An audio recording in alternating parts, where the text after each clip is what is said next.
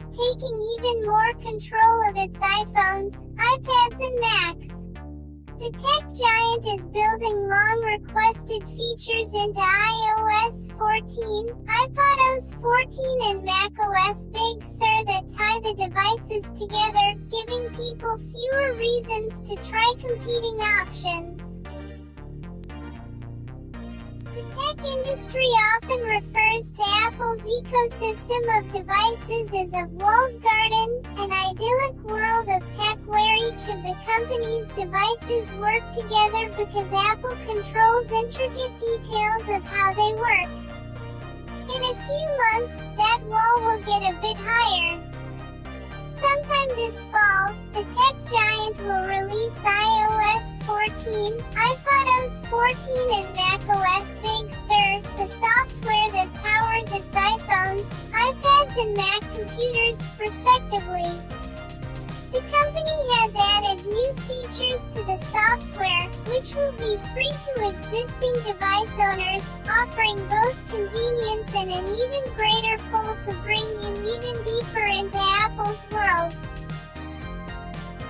The Sign In with Apple feature, introduced a year ago, will more closely connect with apps to allow you to create accounts, sign up for new apps and log into existing apps using your Apple ID. Apple's also got a virtual car keys feature that creates a digital key to unlock and start your car with just your phone. And if you want, you can share those car keys with friends through Apple's encrypted iMessage service. Speaking of messages, that app has new features too, making group chats more appealing by offering threaded conversations as in Facebook and Slack, as well as the ability to grab someone's attention by writing their name. Today, the world is counting on all of us and on the products and experiences that we create to move forward, Apple CEO Tim Cook said Monday during the live-streamed keynote at his company's Worldwide Developers Conference, or WWDC for short. We have not stopped innovating, doing the work that will enrich people's lives for years to come. Apple's efforts to tighten the connections among its services is nothing new, but the announcements the company made Monday bring that interoperability to a level users haven't experienced before. Apple's efforts to control the experience on its devices has helped it to build well-regarded software to power popular devices like the Mac computers, iPhones, iPads and Apple Watches. But increasingly, you need to either go all in on Apple devices, or risk missing out on many of the key benefits. At the same time, governments around the world have been questioning the ways the company wields that power, potentially shutting out rivals. The European Union has opened 2 investigations into how Apple treats outside developers. Apple also hasn't made key popular technology, like the iMessage encrypted chat service, available to phones powered by Google's Android software. Apple may blunt that scrutiny a little bit by quietly opening up 2 key elements of its iOS software. Starting this fall, the company will allow you to change the default email and browser on your iPhone. Apple never mentioned the capability during the keynote though, with the revelation coming in one of the presentation slides. Instead, Apple focused on all the new features its phones will have. Apple has always wanted to build this world that people want to live in, said Bob O'Donnell, an analyst now at Technalysis Research. What's unclear is whether Apple's latest features are enough to convince people to commit to only Apple. The number of people who have iPhones, iPads in Mac computers is small, O'Donnell said, noting that many more people have an iPhone and a computer made by different companies. But as Apple continues adding features that competitors have had for years, such as small apps known as widgets on its home screen, or threaded conversations in its Messages app, more people might be wooed over to the company's side. "We do spend so much of your time with these devices," he added. Not just features.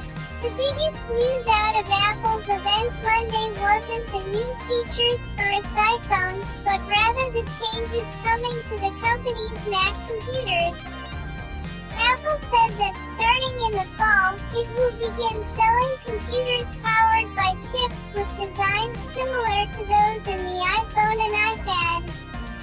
These chips, the latest of which have names like A13 Bionic, initially appeared in the first iPads in 2010. Apple said its chips today are more than 100 times faster than those original chips. Not just features. The biggest news out of Apple's event Monday wasn't the new features for its iPhones, but rather the changes coming to the company's Mac computers. Apple said that starting in the fall, it will begin selling computers powered by chips with designs similar to those in the iPhone and iPad. These chips, the latest of which have names like A13 Bionic, initially appeared in the first iPads in 2010. Apple said its chips today are more than 100 times faster than those original chips. Beyond that, by building its own chips for its computers, Apple is able to fine-tune its software even more to provide an optimal experience. Most important, this means that iOS and iPadOS applications will be able to run natively on macOS in the future, making it easier for Apple's 23 million developer partners to create applications across all Apple products, Morgan Stanley analyst Katie Huberty wrote in a note to investors after the announcement Monday. For consumers, this means the opportunity to bring some of the apps they already use on their iPhones onto Macs, giving them incentive to look at other Apple hardware. Mobile future. For years, industry watchers have wondered whether Apple would eventually marry its ultra-portable iPad tablet with the MacBook laptop.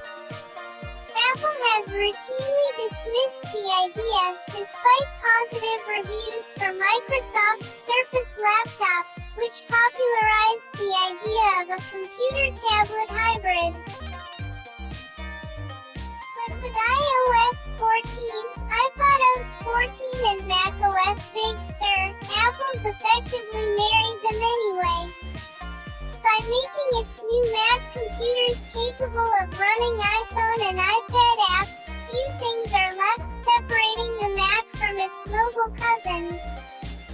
The Mac has more storage, and it's designed to perform more advanced tasks like professional video editing and graphics design, but other than that, a touchscreen and some extra ports, they're not that different anymore.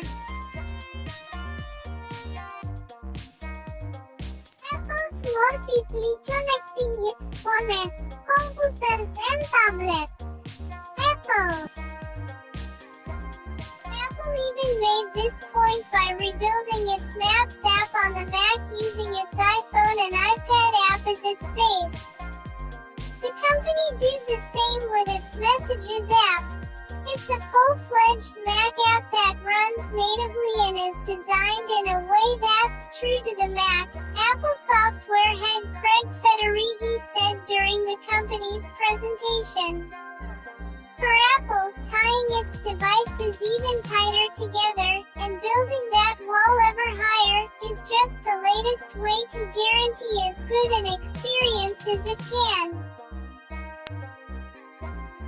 the very beginning, the Mac redefined the entire computer industry. The Mac has always been about innovation and boldly pushing things forward, embracing big changes to stay